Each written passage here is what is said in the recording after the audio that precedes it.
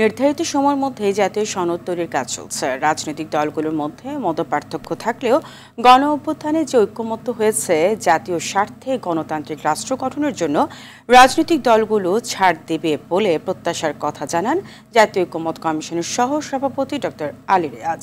সকালে সংসদ ভবনের এলটি হলে জাতীয় ঐক্যমত্য কমিশনের সাথে জাতীয়তাবাদী সমমনা জোটের বৈঠকে এ কথা বলেন তিনি। এ সময় জাতীয়তাবাদী সমমনা জোটের সমন্বয়ক ও পিপলস পার্টির চেয়ারম্যান ফরিদুজ্জামান ফরহাদ বলেন, একটি সুষ্ঠু ও গ্রহণযোগ্য নির্বাচন আয়োজন করতে হবে।